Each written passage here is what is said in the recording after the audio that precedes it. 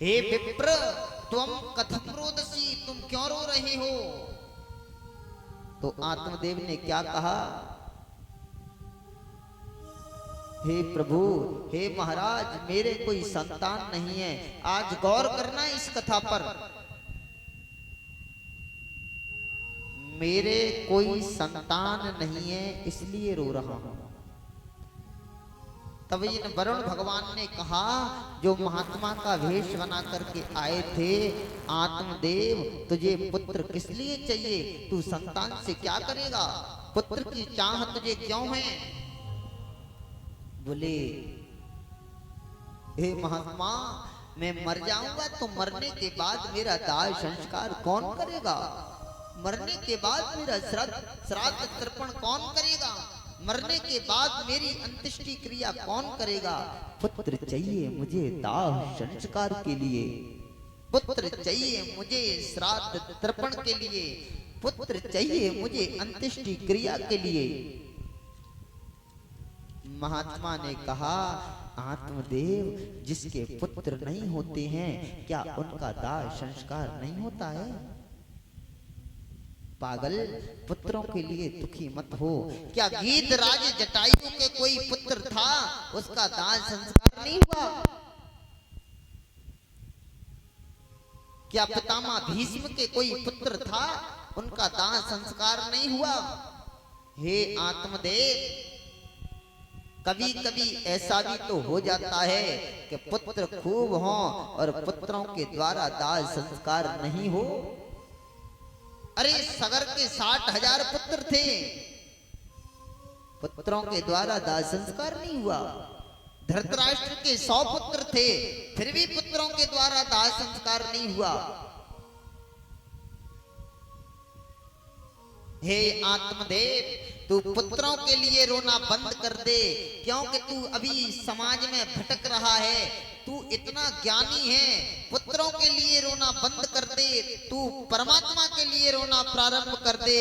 जैसे गीधराज जटायु राम के लिए रोए थे, तो राम ही उनके पुत्र बन के आए, दाह संस्कार किया। ऐसे ही मेरे भाई, आप पुत्र की भूख में रो रहे हैं, वो परमात्मा के लिए रोना प्रारंभ कर दें, तो परमात्मा ही एक दिन उनके पुत्र बन के उनका दाह संस्कार कर देंगे। अगर तेरी आत्मा सच्ची होनी चाहिए, पुत्र पुत्र पुत्र तुम लगे हो, कहीं पुत्र कुपुत्र निकल गया तो जीवन बर्बाद हो जाएगा। हाँ, जीवन नष्ट हो जाएगा, नरक बन जाएगा। अगर परमात्मा पुत्र देना चाहेगा तो तेरी किस्मत में बंदे पहले दे देगा। अगर तू जबरदस्ती पुत्र प्राप्त करना चाहता है तो नहीं नहीं, भूल जा। खूब समझाया इस महात्मा ने, इतना समझाने का प्रयास किया, लेकिन आत्मदेव नहीं समझे। तब कहा, शृणु विप्र मया तेन्द्य प्रारब्धं तु विलोकितम्, सप्त जन्मावधि तव पुत्रो नैव च। हे गुरुदेव, माफ करना शिव, ये संत कहते हैं, हे आत्मदेव, शरणु विप्र मयातित, हे विप्र, मैंने तेरे प्रारब्धम विलोकितम, प्रारब्ध को पढ़ लिया है। सप्त जन्मा बधी तब एक नहीं, तेरे तो 100 जन्मों तक पुत्र का योग नहीं है। तब तो बोला, महाराज मैं आत्महत्या कर लूंगा, हैं? मैं आत्महत्या कर लूंगा और अपने प्राणों को त्याग दूंगा। इस महात्मा ने समझाया, आत्मदेव तू अपनी शक्ति को भूल रहा है, तू द्वितीय भास्कर है, अपनी शक्ति को पहचान। तू निज को पहचान मानव, तू निज को पहचान। भैया, हम और आप समझें, हम मनुष्य हैं, हमारे अंदर भी वो शक्ति विराजमान है, हम उसे भूलते जा रहे हैं। भूलें नहीं, हम अपने अंदर की शक्ति को पहचाने। तू निज को पहचान मानव तू निज को पहचान, भूल गया तू उस शक्ति को, भूल गया तू उस शक्ति को, जी मुझसे कहता कल्याण, तू निज को पहचान मानव तू निज को पहचान, तू निज को पहचान मानव तू निज को पहचान,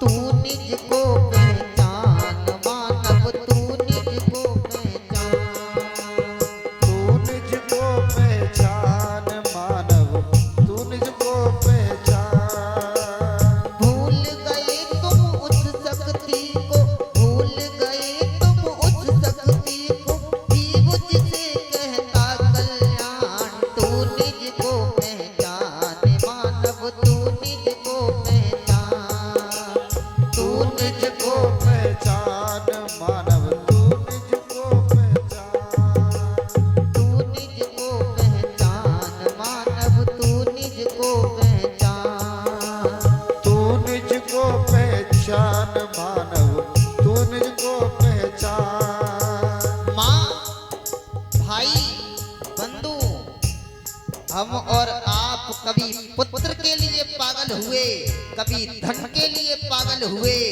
कभी हेतु रिश्तेदारों के लिए, कभी बंगला के लिए, कभी गाड़ी के लिए, क्या भगवान के लिए पागल हुए? नहीं हुए। बस ये हमारी कमी है। जिस दिन भगवान के लिए पागल हो जाएंगे, अपनी शक्ति को पहचानने लग जाएंगे, तो फिर तुम्हें भटकना संसार में नहीं पड़ेगा।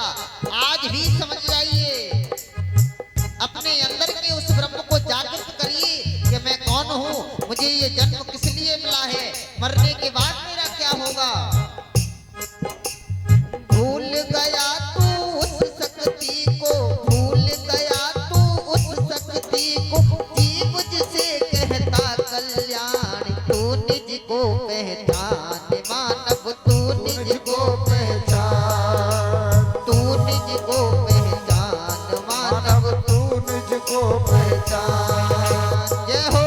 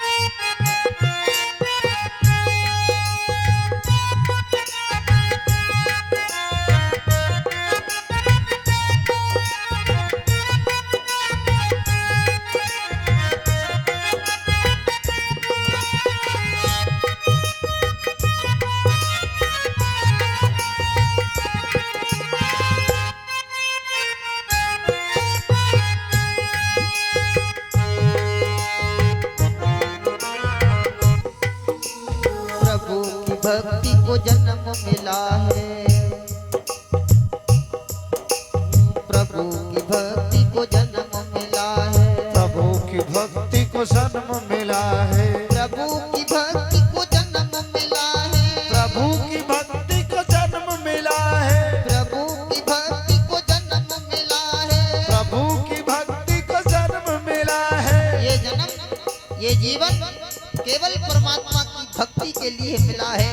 मेरे भाई समझ लेना, कोई किसी का नहीं है। जब अंत समय आएगा तो धक्के मार करके घर वाले ही तुझे बाहर निकाल देंगे। बहुत सुंदर। ये जी तू समझ जा, जो बूढ़े बूढ़े हैं, जो माता पिता बूढ़े हैं, वृद्धा अवस्था की ओर जा रहे हैं, वो ध्यान कर लें, एक बार चित्त लगाएं। अब तुम्हारा शरीर जर्जर हो गया। जब तुम जवान थे तब भगवान का नाम नहीं लिया, बचपन खेल कूद में खो दिया। अब तुम वृद्ध हो गए हो, अब नहीं समझोगे। और मैं वृद्धों से ही नहीं कह रहा हूँ, जो जवान माताएं, जवान पुरुष, जवान भाई बंधु बैठे हैं, वो भी सुन लें। जब आप इस वृद्ध अवस्था तक पहुंचोगे तो क्या होगा।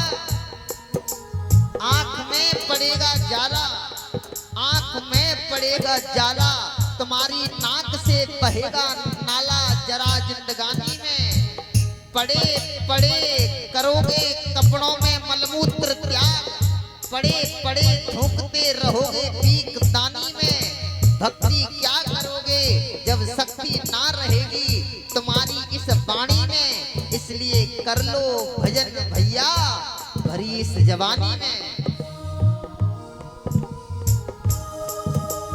प्रभु की भक्ति को जन्म मिला है, प्रभु की भक्ति को जन्म मिला है, प्रभु की भक्ति को जन्म मिला है, प्रभु की भक्ति को जन्म मिला है। फिर क्यों करता है तू बंदे, फिर क्यों करता है तू बंदे, मन में यति अभिमान वा, तू निज को पहचान, तू निज को पहचान मानव, तू निज को पहचान।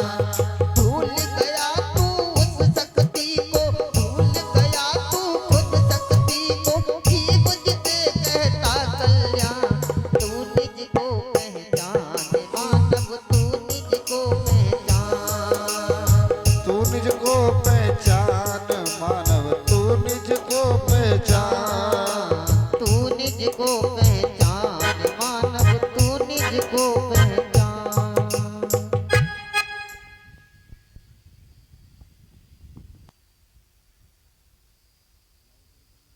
भैया बस मेरा मन ये कहता है कि मैं कथा में बस वही सुनाऊं जो वास्तविक कथा का सार है।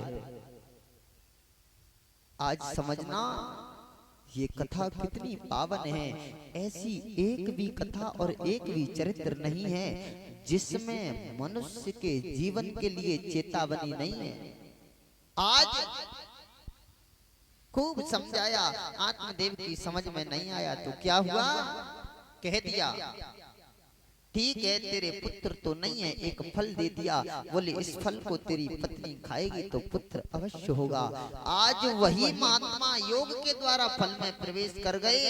आत्मदेव ने अपनी पत्नी धुंधली को आकर के फल दिया, लेकिन धुंधली ने फल नहीं खाया, तर्क वितर्क करने लगी। ध्यान देना ये मंदबुद्धि होती है। धुंधली किसे कहते हैं पहले मैं इतना बता दूं, बस कथा कुछ ही देर में विराम लेगी। आज बस 5 मिनट के लिए चित्त को लगाना। धुंधली किसे कहते हैं?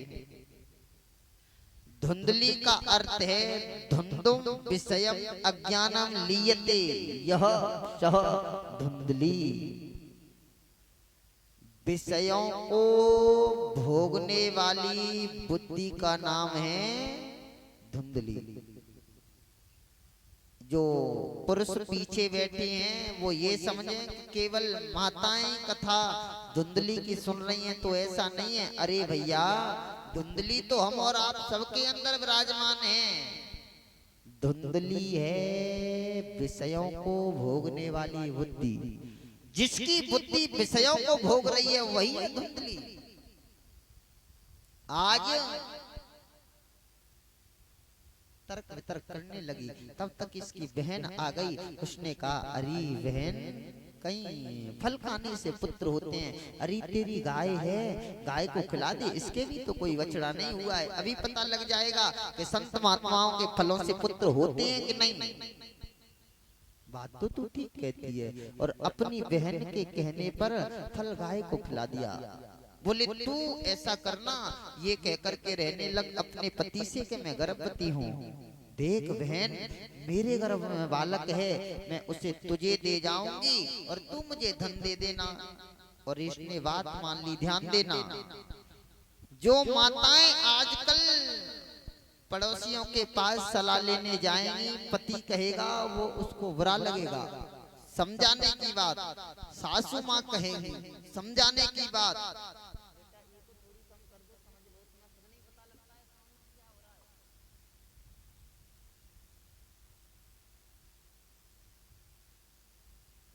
कृष्ण चंद्र भगवान की,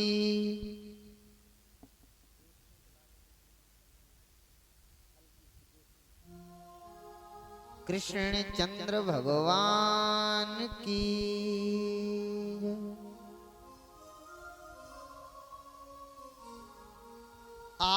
पड़ोसी से सलाह लेने जाओगे तो पड़ोसी तुम्हारे शुभचिंतक नहीं है। वो अपने दुख से इतने दुखी नहीं है, आपके सुख से इतने दुखी हैं। वो तुम्हें उचित शिक्षा नहीं देंगे, तुम्हारे घर को बर्बाद करने का काम करेंगे, आपके घर को बिगाड़ने की शिक्षा देंगे। मेरे भाई, अगर तेरी सास तेरी है, तेरी बहू तेरी है, तेरा पति तेरा है, तेरे हितू रिश्तेदार भी तेरे नहीं है, बस माँ बाप सास ससुर भाई बहन केवल इतने लोग तेरे हैं, अगर अच्छी शिक्षा देंगे तो बस ये तुझे देंगे, तू इनका हो, इनका मान तो तेरा कल्याण हो जाएगा। पड़ोसी तेरे आंखों के आंसू नहीं पहुंचेगा, हंसी जरूर उड़ाएगा।